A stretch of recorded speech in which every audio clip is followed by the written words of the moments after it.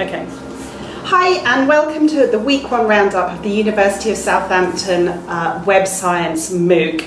I'm Joanna Walker, I'm a PhD student here in the Web Science Institute, and I've been really enjoying looking at all your comments and conversations that you've been having this week. As well as the content of the course, you've been talking about web archiving, botnets and legitimate uses of Tor, amongst many other things, so it's been a really interesting week for me. What about you, Manu?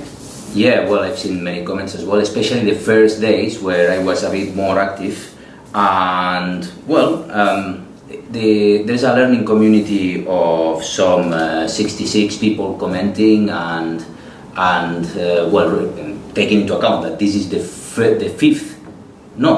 seventh run of the course, we still have quite a nice bunch of learners in there. Actually, not everyone is making comments, of course, and it's perfectly fine. You can be reading the articles and learning also from the comments. There are actually some 150 people learning in the course as well, not only commenting.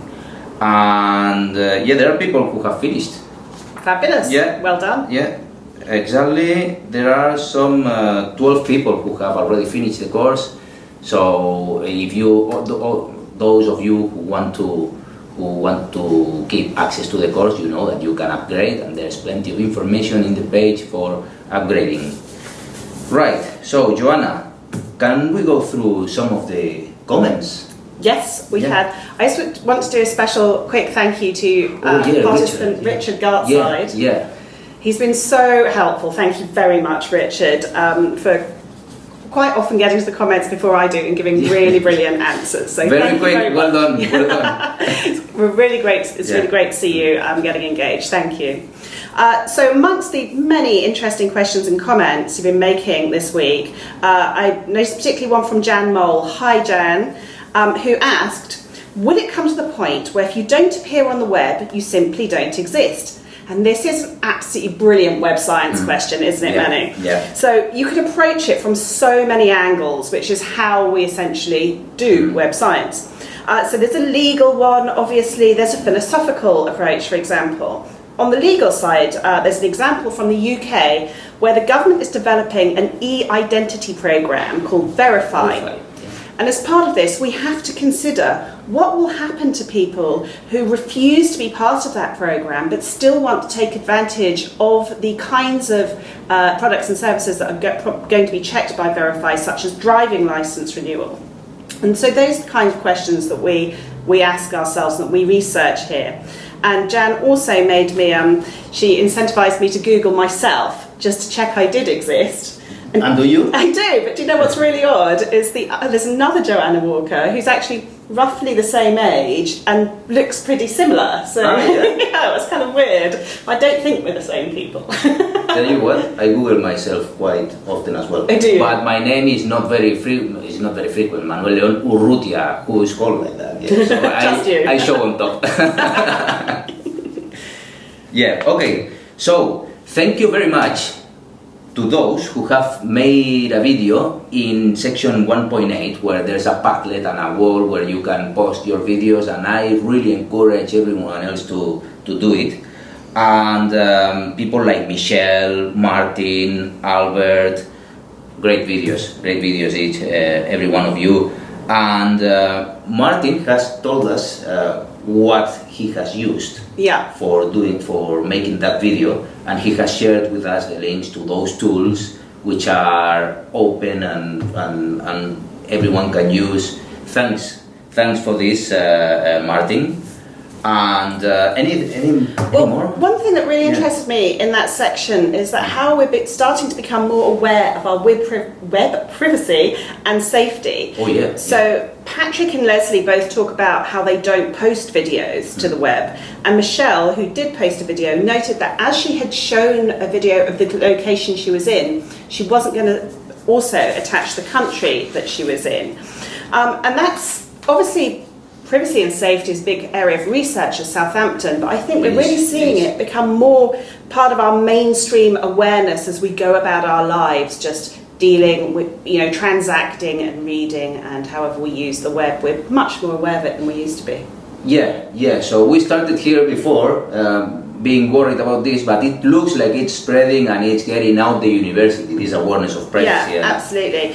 Which is great. Yeah, Leslie also wrote that her views of the web had changed considerably, partly because avoiding spam and commercialization and preserving her privacy took so much effort.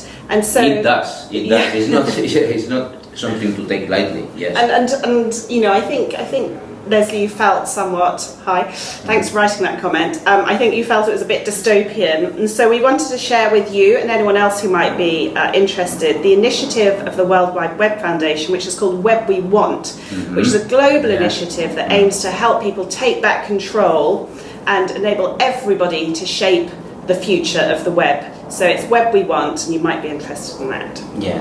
Yeah, absolutely. So we also learned about net neutrality, which relates to the web we want as well. For some people think that we want a web in which there is no privileged access to some and privileged access to some others. And actually we made a poll, and the results of the poll were 77% to those who think that net neutrality regulation should be enforced. Net neutrality is quite a tricky concept, and in previous runs there's been a lot of difficulties from people to grasp the concept, and apparently from what we have seen here, you are doing much better than the rest. On top of it, we're pretty impressed. We are surprised by that. And yes, thank you very much for your contributions in those in this section. There are people actually, and now I remember, there are people who have shared some more humoristic videos about net neutrality. One about John Oliver, for example, that was shared in previous runs as well. So thank you for that. It makes it helps understand even better with a bit of humor. Although it's a bit biased, of course, towards one side, but still it's quite. I found it quite amusing and quite nice to see. I think there's not much more for this week, so please keep this great flow of conversation, and we look forward to reading many of your comments, and we look forward to you talking to each others and helping each others like this, like you, Richard, and we want many Richards in the course of Although everybody's comments are really of valuable. course, yeah. Thank you. So next week, what we're gonna do next week? We are going to do the semantic web. We're going to approach that. We're going to approach the Internet of Things. We're gonna think about the challenges of these two new, well, not so new, but those emerging technologies. And you will also have the chance to meet many PhD students here who are doing web science from very different perspectives, from political science, from computer science, from law. Actually, music, even sociology. Music. There are people from music, yes. And it's because we are quite an interdisciplinary and multidisciplinary center for doctoral training here. Actually, Joanna and me, we are doing very different things. What are you doing? So I research open data, which is data that is available for anyone to use for any purpose. And I come at it from a management point of view. So I use a management model called user innovation to take that as a lens to look at what's happening in the open data community and what kind of creations are coming up, what innovations are happening, and how we can support those innovations and how we can recognize them. So it's from a business perspective that you are that you are studying the web, and I'm studying the web from a more educational perspective. And actually, my topic here are MOOCs. Become an expert. Yes, so I'm researching on how the web is changing education, basically, and you will be able to see many different people doing many different things in this area. So thank you very much. Thank you very much for for doing the course and we really look forward to seeing you next week. Bye bye. We do. See you then. Goodbye. Bye.